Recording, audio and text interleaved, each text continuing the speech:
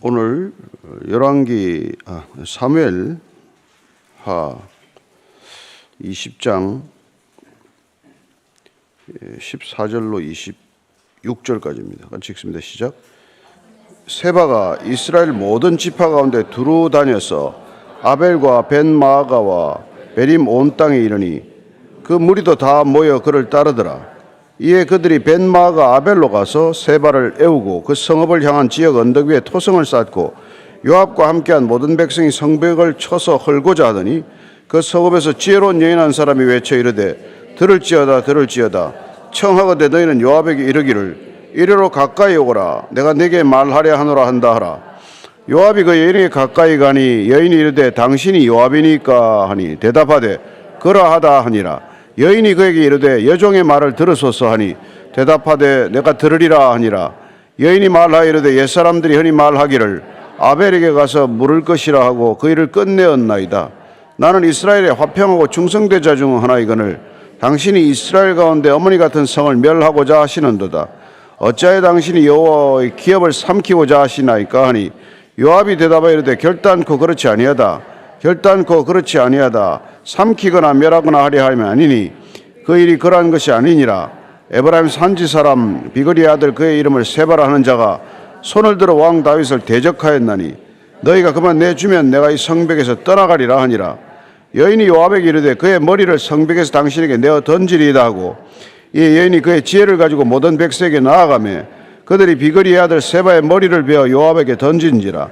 이에 요압이 나팔을 불매 무리가 흩어져 성읍에서 물러나 각기 장막으로 돌아가고 요압은 예루살렘으로 돌아와 왕에게 나아가니라.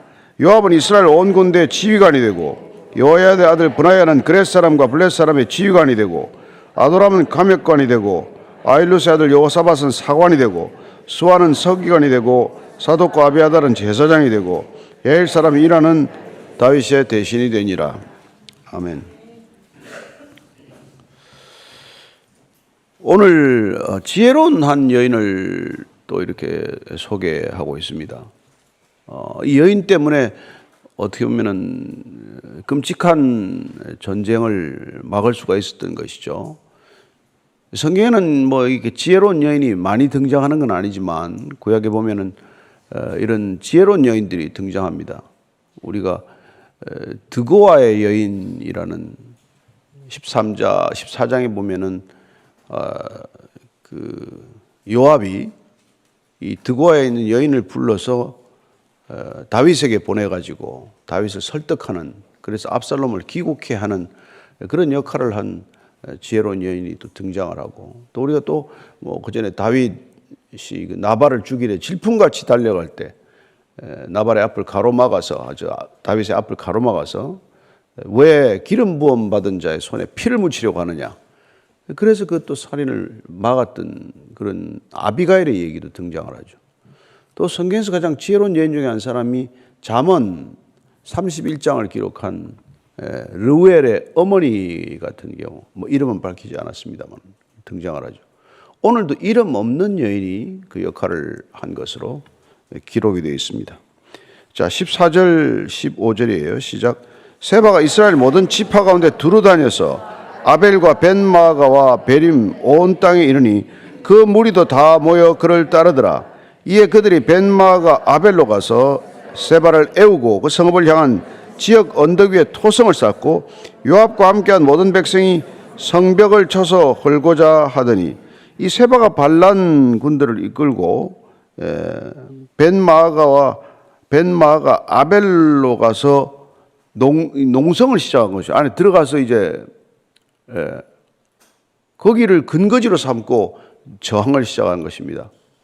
다윗이 우려했던 대로 속히 그들을 추격했더라면 성 안에 들어가서 진지를 구축하거나 장기전을 펼 수 있는 그런 기회를 주지 않았을 텐데, 사흘 동안 사실은 허비가 되지 않았습니까? 아마사에게 일을 맡겼다가 어쩌면 아마사가 군 소집을 하는데 요압이 조직적으로 저항하거나 본인의 사병을 먼저 모음으로써 그런 것들에 역행했을 수도 있을 거예요. 그래서 아마사 이 힘으로는 전군을 이렇게 모으는 것 자체가 어려웠을 거예요. 요압은 뭐 그러고도 남을 위인이니까. 어쨌든 그 기한이 그렇게 늦어졌단 말이에요. 그러니까 그는 지금 북쪽으로, 예루살렘 북쪽으로 일단 그를 따르는 추종자들을 몰고 들어가서 벤마가 아벨이라고 하는 이 마을에 들어간 거란 말이에요. 조금 성읍이 견고해 보이는 성에 들어가서 이제 자신을 추격하는 다윗의 군사와 이제 대치 관계에 들어간 것이죠. 그랬더니 이제 이 따라가던 요압이 그 성읍을 공략하기 위해서 그 당시에는 공성전을 치를 때 되게 장기적인 공성전에 들어가게 되면은 토성을 쌓아서 그 성을 공격을 해요. 토성을 쌓는 것은 이 성벽이 지난번에 말씀드렸다시피 내벽과 외벽으로 이렇게 이루어져 있는 성벽, 외벽 높이만큼 토성을 쌓아가지고 그 위에서 내려다보거나 거기서 성을 공략하는 이른바 장기적 공성전에 싸우는 전략 중에 하나란 말이죠. 그러니까 벤마가 아벨이라고 하는 성 맞은편에다가 이제 토성을 쌓기 시작한 것이죠. 그게 얼마나 그게 시간이 걸리겠습니까? 상당한 시간이 흐를 수밖에 없는 것이죠.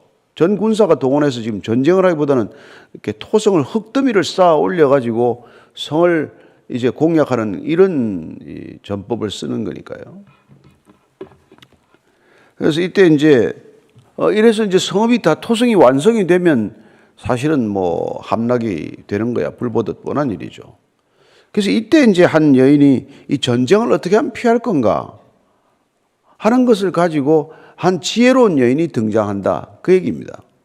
예. 자, 16절, 17절 같이 읽습니다. 시작. 그 성읍에서 지혜로운 여인 한 사람이 외쳐 이르되 들을지어다 들을지어다 청하건대 너희는 요압에게 이르기를 이리로 가까이 오라 내가 네게 말하려 하노라 한다라. 요압이 그 여인에게 가까이 가니 여인이 이르되 당신이 요압이니까 하니 대답하되 그러하다 하니라. 여인이 그에게 이르되 여종의 말을 들으소서 하니 대답하되 내가 들으리라 하니라. 왜 지혜로운 여인이 등장을 했겠어요? 왜 전쟁 가운데 이 지혜로운 여인이 등장을 해야 되냐는 말이죠. 이 전쟁이 어리석다는 뜻 아니겠어요? 사람이 살아가는 삶의 모습들이 어리석기 때문에 지혜가 필요한 거란 말이죠. 다 같이 뭐 지혜롭게 살면야 이런 다른 사람들이 특별한 사람이 필요 없겠지만 대부분의 사람들이 어리석은 선택을 하고 어리석은 결정을 하고 어리석은 행동들을 하기 때문에 누군가 이 어리석은 행동을 멈출 수 있는 사람이 필요한 것이고 때를 따라 하나님께서는 그런 지혜로운 사람들을 세우시거나 보내시거나 하는 것을 보게 됩니다. 다윗이 뭐 바세바를 보냈을 때도 마찬가지죠. 나단이라는 선지자를 보내서 거기서 멈추도록 하는 걸 보지 않습니까? 그러면 이런 지혜로운 사람이 해야 될 일은 뭐예요? 상황이 어리석다는 것을 분별할 수 있는 사람이어야 되는 것은 물론이고 이 상황을 멈추기 위해서 이 지혜를 가지고 나아가는 용기 또한 필요하다는 것을 알게 됩니다. 그러니까 지혜와 용기가 함께 있지 않으면 상황을 반전시키기는 불가능한 일이죠. 지혜롭기는 한데 비겁해서 그냥 뭐 내가 거기까지 나설 필요가 있나? 그러면 그 사람의 지혜는 소용이 없는 것이죠. 이 지혜를 가지고 이 상황을 바꿔보겠다고 하는 대담한 결정과 용기가 있어야 나아가서 그 역할을 감당한다는 것이죠. 그래서 이 여인이 지금 요압을 부르는 거예요. 이 전쟁 중에 지금 뭐 이렇게 상대편 군 사령관을 이렇게 부른다는 것도 여인으로서 참 대담한 용기죠. 뭐 하여튼 거기도 아줌마들이 참 위대한 거예요. 다 보면 상대하기가 어렵잖아요. 그렇죠? 요압이 그 여인에게 가까이 다가갔어요. 당신이 요압입니까? 내가 요압이다. 그랬더니 이 여종의 말을 들으십시오. 그랬더니 내가 듣겠대요. 그래서 보니까 요압도 성깔이 보통 사람이 아닌데 여인들의 지혜에 관해서 나름대로 생각이 있는 사람이에요. 그래서 본인이 여인을 이렇게 이 다윗에게 압살롬 문제를 해결하기 위해서 들여보낼 때 그 드고아의 여인을 불러온 것이죠. 수소문을 했을 거 아닙니까? 누가 이 역할을 할 수 있을까? 물론 본인이 뭐 총 각본도 쓰고 기획도 하고 했지만 그러나 정작 그 모든 역할을 제대로 수행할 수 있는 지혜로운 여인이 있냐? 말 한마디 한마디가 얼마나 조심스럽겠습니까? 왕에게 나아간다는 것. 이 여인 또한 지금 요압에게 나아가서 대담하게 이름을 부르고 이제 이 대화가 시작이 되었어요. 그래서 18절, 19절 말씀입니다. 시작. 여인이 말하여 이르되 옛사람들이 흔히 말하기를 아벨에게 가서 물을 것이라 하고 그 일을 끝내었나이다. 나는 이스라엘의 화평의 중성대자 중 하나이거늘 당신이 이스라엘 가운데 어머니 같은 성을 멸하고자 하시는도다. 어찌하여 당신이 여호와의 기업을 삼키고자 하시나이까. 옛사람들이 흔히 말하기를 속담이 이런 속담이 있었다는 거예요. 아벨에게 가서 물으라. 근데 이게 아벨에 가서 물으라는 거고 아벨에게 가서 물으라 그러면 이게 사람 이름 같잖아요. 근데 이건 지명으로 되게 보고 있습니다. 아벨. 근데 아벨이라면 여러분 가인이 죽인 아벨을 떠올리면 안 됩니다. 가인이 죽인 아벨은 원 발음은 헤벨이에요. 헤벨은 숨, 허무함, 허망함 그런 이름이에요. 그래서 우리는 뭐 카인과 아벨 할 때 그때는 헤벨인데 여기서는 이 아벨인데 이 아벨은 평원을 말해요. 평원. 벤마아가 지역에 있는 평원을 말하는 것입니다. 그래서 이 그 평원에 가서 물어라. 근데 이걸 70인여 개로 뭐 이게 단이 하나 더 들어가요. 물을 만한 이스라엘 사람들이 마지막까지 물어야 할 것이 있다면 단과 아벨에 가서 물어라. 그 뜻은 아벨과 단에 협상력을 지닌 사람들이 들어있었던 것으로 지금 추정을 하고 있는 것이죠. 거기 가면은 문제를 풀 수 있는 사람, 지혜로운 사람, 협상력이 있는 사람들이 있으니까 거기 가서 이 문제를 의논해보라 이런 말이 있었다는 거예요. 우리가 뭐 잘 알 수 없는 일이지만 어쨌건 그런 물어보라는 그러면 그 일이 끝이 난다. 악순환이 거듭되는 것이 아니라 누군가에게 지혜로운 사람에게 묻고 싸움과 다툼과 분쟁을 끝낼 수 있는 그런 지략을 가진 사람들이 있으니까 거기 가서 물으면은 일이 끝이 날 것이다. 이렇게 얘기하는 것이죠. 그런데 이 여인이 지금 어떻게 이 협상을 시작하는 거니까 당신이 이스라엘 가운데 어머니 같은 성을 왜 멸하려고 하는가? 당신이 지금 토성을 쌓는 목적은 이 성을 부수고 들어오겠다는 건데 왜 이 이스라엘의 어머니 같은 성, 굉장히 중요한 성, 그리고 어떻게 보면 이스라엘에서는 어머니라는 존재가 화평과 연대를 상징하는 존재예요. 그 왜 동족들을 연대할 수 있는 이 귀한 성을 이렇게 다 부수려고 하냐? 어찌하여 당신이 여호와의 기업을 삼키고자 하느냐? 이 성이라고 하는 것, 이스라엘 백성들이 살고 있는 이 성 자체는 하나님께서 하나님이 택하신 기업이다. 그러니 여기에 지금 이방 민족들이 사는 것도 아니고 지금 요압 당신이 지금 공격하고자 하는 이 성에 또 동일한 이스라엘 백성들이 살고 있는 것이니까 여호와의 기업이다. 이걸 왜 그런 방식으로 공략하려고 하느냐? 이렇게 묻는 것이죠. 왜 하나님의 백성이 하나님의 성을 공략하느냐 하는 그런 논리를 들이민 것이죠. 네.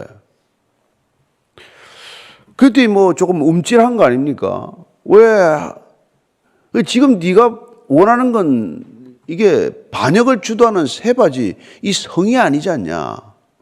이 성에 사는 사람들을 다 여기 죽이고자 너 여기 온 게 아니지 않냐? 이 성을 다 부수어서 어떻게 하겠다는 거냐? 네가 토성을 쌓아서 이 성을 다 부수면 무슨 목적이냐? 그래서 이 협상의 가장 키포인트는 뭐예요? 당신의 가장 핵심적인 가치가 뭐냐? 이걸 짚어주는 거란 말이에요. 당신은 이 전쟁의 목적이 뭐냐? 이 성곽 하나를 지금 차지하는 거냐?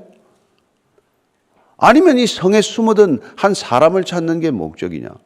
사람을 찾으면 사람만 데려가면 되지 이 성을 다 부술 필요는 뭐 있냐? 이게 하나님의 기업인데 이런 논리를 접근하는 것이죠. 그러니까 우리가 눈여겨보고 귀담아 들어야 할 말 아닙니까? 누군가를 설득할 때 당신이 가장 지금 귀하게 생각하는 게 뭐냐? 그러니까 우리가 무슨 일을 하든지 간에 가장 핵심적인 가치를 놓치면 그 다음 거는 의미가 좀 덜하지 않나요? 그러니까 핵심적인 가치를 놓쳐서는 안 된다. 우리 인생도 마찬가지고 신앙도 마찬가지고 모든 일이 그렇지 않습니까? 왜 우리가 이 비즈니스를 일으키나? 왜 우리가 돈을 벌려고 하나? 왜 나는 그 자리를 원하나? 이 모든 것들이 우리가 기본적이고 핵심적이고 본질적인 가치 위에서 추구되는 것이어야지 그게 막상 빠지고 그냥 가고 싶어서 그거 한번 내가 해보고 싶어서 그런 충동적인 욕망으로 그런 일을 할 수는 없는 거 아니겠어요? 한 번 뿌린 기회, 인생의 기회를 그렇게 허비할 수는 없다는 것이죠. 전쟁도 마찬가지죠. 왜 전쟁을 하려고 하느냐? 남북한도 마찬가지고 미중 관계도 마찬가지 아닙니까? 무엇 때문에 그렇게 갈등을 빚는데요? 네. 100살이나 된 키신저가 또 그러더라고요. 3년 내지 5년 안에 미중 전쟁은 지금 불가피한 핵전쟁으로 가고 있다. 무엇 때문에 핵전쟁에서 뭐가 남는 게 있는데 무슨 가치를 위해서 핵전쟁까지 인류가 일으켜야 되냐는 말이에요. 누구와 협상할 수 있는 사람이 이제 나와야 되는 것이죠.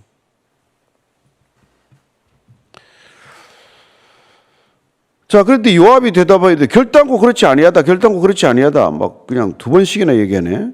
삼키거나 멸하거나 하려 함이 아니니 내가 지금 이 성을 삼키거나 성을 멸하는 것이 결단코 그게 목적은 아니다. 어떻게 보면 정신이 버뜩 든 거죠. 토성을 쌓을 때는 그냥 분노에 그냥 전략적인 공법의 하나로 당연히 우리가 장기적인 공성전을 치를 때 하는 방법을 택했지만 그러나 정작 보니까 지금 이 여인의 말이 맞단 말이에요. 예. 사람 하나 잡는데 이거 성 다 부수면 뭐하나. 뭐 빈대 한 마리 잡겠다고 초가상가 다 태우는 격인데. 예. 그래서 이 여인의 말을 듣고 정신이 든 거란 말이에요. 그래서 21절, 22절입니다. 시작. 그 일이 그러한 것이 아니니라. 에브라임 산지 사람 비그리의 아들 그의 이름을 세바라는 자가 손을 들어 왕 다윗을 대적하였나니 너희가 그만 내주면 내가 이 성벽에서 떠나가리라 하니라. 여인이 요압에게 이르되 그의 머리를 성벽에서 당신에게 내어 던지리다 하고 이에 여인이 그의 지혜를 가지고 모든 백성에게 나아가며 그들이 비그리의 아들 세바의 머리를 베어 요압에게 던진지라. 이에 요압이 나팔을 불며 무리가 흩어져 성읍에서 물러나 각기 장막으로 돌아가고 요압은 예루살렘으로 돌아와 왕에게 나아가니라. 자, 에브라임 산지 사람이라고 부르고 있어요. 비그리의 아들 세바라고 하는 자. 이 반역의 주모자는 지금 이곳 사람도 아니에요. 그죠? 예. 여기 사람이 아니란 말이에요. 벳 마가와 아벨이라고 하는 이 지역 사람이 아니라면 이거 외지인이다. 어떻게 보면 이것도 이렇게 분리하는 작업이죠. 그러니까 그 세바만 내주면은 내가 이 성을 침공할 이유가 없지. 난 돌아가겠다. 이 협상이 시작이 된 거란 말이죠. 예. 그러니 이 여인은 지금 와서 중재자적 역할, 화평을 위한 중재 역할을 하는데 어떻게 합니까?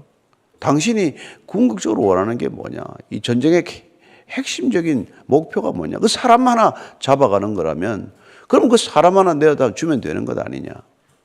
그걸 가지고 사람만 주면 다 물러가겠답니다.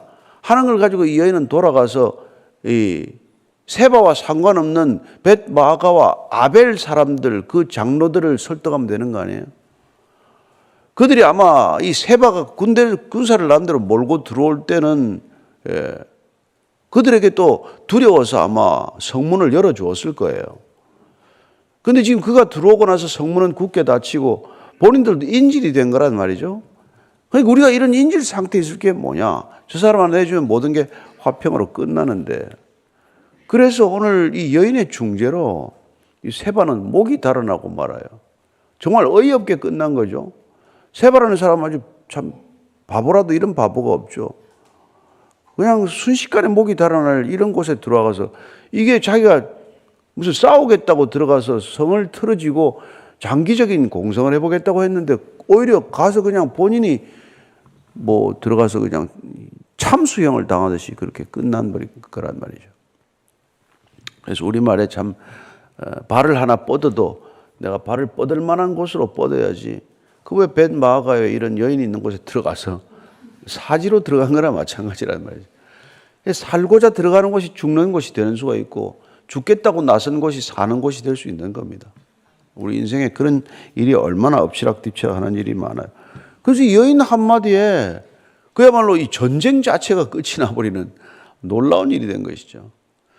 이 여인의 이름은 소개되지 않았지만 정말 이런 별처럼 빛나는 여인이 있다는 거예요.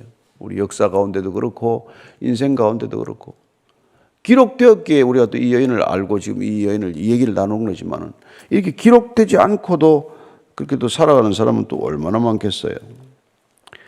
그래서 다니엘서 우리가 잘 아는 12장 3절 말씀 한번 읽어봅시다. 시작. 지혜 있는 자는 궁창에 빛과 같이 빛날 것이요 많은 사람을 옳은 대로 돌아오게 하는 자는 별과 같이 영원토록 빛나리라. 우리가 하나님의 지혜를 가지고 살아갈 때 우리는 이런 별과 같이 빛나는 사람이 될 수 있다는 것입니다. 그 일은 뭡니까? 많은 사람을 옳은 대로 돌이키는 일이에요. 우리가 꼭 무슨 예수 믿으라 이렇게 전도를 하는 것 그것도 중요하지만은 우리가 그릇된 길로 가는 사람을 옳은 대로 돌이키는 것, 멸망의 길로 가는 것을 사망의 길로 가는 사람을 생명의 길로 돌이키는 것, 그게 우리가 다니엘서 이 말씀에 적합한 얘기 아니에요? 옳은 대로 돌이키는 인생, 옳은 대로 돌이키는 입술, 옳은 대로 돌이키는 우리의 손길, 이런 것들이 이 시대에 얼마나 필요하냐 이 말이죠. 사방이 어리석은 결정들에 이렇게 빠져 있지 않습니까? 얼마나 많은 사람들이 어리석은 결정을 내립니까? 챗 GPT를 놓고 조단 피터슨 같은 사람은 이미 선을 넘어버렸다. 이 인간 돌이킬 수 없는 지경에 갔다는 거예요. 그 참 이게 효율적이라는 이유로 막 그렇게 개발하는 게 아니지 않습니까? 우리가 난개발 이런 거 보십시오. 나중에 도시를 어찌할 수 없는 것, 인간의 탐욕의 비전은 돌이킬 수 없는 어리석음이 되고 마는 것 아니에요. 그러니까 좀 멀리 생각하고 좀 더 깊이 생각하고 좀 더 높이 생각한다면 우리가 우리의 욕망에 따른 그런 어리석은 결정을 안 내린단 말이에요. 무슨 결정을 해도 마찬가지예요. 특별히 젊은 나이에 결혼하겠다고 설쳐대는 사람들 보면 그냥 불을 보듯이 저게 깨질 게 뻔한데 그냥 고집을 부리고 부모들 속을 뒤집어 놓잖아요. 그런 걸 옳은 대로 돌이키는 사람이 누군가 있어야 된다 이거죠.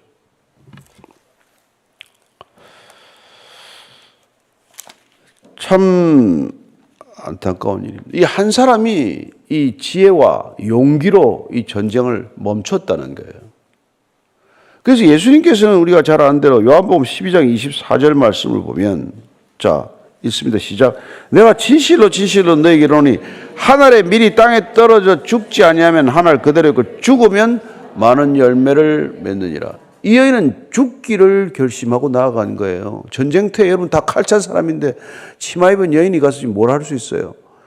그러나 이 전쟁은 피해야 할 전쟁이다. 이 전쟁은 일어나서는 안 된다. 이런 각오를 가지고 본인의 한 알에 죽는 썩는 밀알되기로 결정했더니 많은 사람들이 목숨을 살렸단 말이에요. 그런 생명의 열매를 거두는 아름다운 일이 있다는 것입니다. 저는 이 시대 우리가 살아가면서 동일한 이런 일들이 주위에 있을 것이라고 믿습니다. 저와 여러분들이 우리는 이래서 한 사람이 죽고 수많은 사람이 살아나는 그런 사망에서 생명으로 옮겨가는 그 아이콘이 바로 십자가라고 하는 것을 잘 압니다. 예수님이 그 목숨을 기꺼이 십자가에서 버렸더니 저와 여러분들이 생명을 얻는 일이 생겼다는 거예요. 다행히 이 여인은 죽지 않고 살았습니다만은 어쨌건 우리는 이런 일들을 보고 있다는 거죠. 그래서 세바의 머리가 툭 떨어지니까 전쟁 끝나버리고 요압은 예루살렘으로 돌아갔어요. 요압은 원하던 걸 다 얻었죠. 아마사를 처단했고 세바의 머리를 가지고 예루살렘으로 이제 전성 개가를 하는 겁니다. 그는 다시 군 사령관에 꽤 찬 거란 말이죠. 집요한 사람이죠. 대담한 사람이고. 그래서 그 뒤에 이제 다윗이 압살롬의 반란을 진압하고 세바의 내전을 피하고 그리고 이제 수습을 한 뒤에 나라를 정비했다는 얘기예요. 그래서 요압은 이스라엘 온 군대 지휘관이 되고 여호야다의 아들 브나야는 그렛 사람과 블렛 사람의 지휘관이 되고 아도람은 감역관이 되고 아일루스의 아들 여호사밧은 사관이 되고 스와는 서기관이 되고 사독과 아비아달은 제사장이 되고 야일 사람 이라는 다윗의 대신이 되니라. 뭐 우리가 뭐 장관 총리 발표해봐야 우리하고 아무 상관이 없으니까 여러분들 아무 관심이 없겠지만 그들은 큰일 아닙니까 이거? 요압이 다시 사령관이 됐대. 요압이 또 군사령관이 된 거예요. 이야, 참 집요한 사람입니다. 꼭 하겠다면 하는 거예요. 참 인간이라는 게. 근데 이게 나중에 죽을 길로 들어가는 거 아닙니까? 그는 끝내 자기 자리를 꿰차는 사람이 되었지만, 그러나 그는 끝내 자기 목숨을 부지하기 위해서 나중에 아도니아 편에 섰다가 죽고 마는 거죠. 예. 오늘 브나야라는 사람이 등장하는데 이 사람은 그렛 사람과 블렛 사람, 용병들을 총지휘하는 지휘관이 됩니다. 예? 임명이 되고 아도람이라는 사람이 감역관이 되는데 이건 이방인들 노동자들을 이렇게 쭉 이렇게 통제하는 사람이에요. 이방인 근로자 감독관이 된 거죠. 이 사람 나중에 솔로몬도에도 이 자리를 하고 있고 나중에 르호보암 때까지 이 자리를 차지하는 사람이에요. 옛날에 우리 황희정성 8왕을 모시듯이 하여튼 그렇게 오랫동안 있는 사람이 됩니다. 그 다음에 여호사밧이 사관, 궁중 일기 같은 거 다루는 거죠. 그 다음에 스와는 서기관 되고 성경 필사하는 총 책임을 맡았죠. 사독과 아비아달은 유임되는 것이죠. 대제사장 자리를 다시 유임당하는 사람이 되고. 그 다음에 야일 사람 이라는 다윗의 대신이 됐는데 옛날에 대신은 이게 이 왕자들이 주로 이 일을 맡았어요. 이렇게 불리기도 하고. 그래서 그 반열에 들어갔다는 얘기인데 하여튼 그렇습니다. 그래서 어쨌건 오늘 얘기는 이 한 지혜로운 여인의 초점이 맞춰져서 나라가 안정이 되고 다윗이 새로운 왕정 체제를 확립하는 데 결정적인 기여를 한 것이죠. 만약 그 성에 큰 살육이 있었다고 한다면은, 그리고 또 만약 세바가 다른 성으로 또 도망을 간다든지 해서 이렇게 전쟁이 오래 이렇게 끌었다든지 하면은 다윗의 결정적인 왕권은 얼마나 큰 타격을 입겠어요. 그러나 왕권의 타격으로 그치지 아니하고 이스라엘 전체가 큰 혼란 상태로 빠지게 되는 것이죠.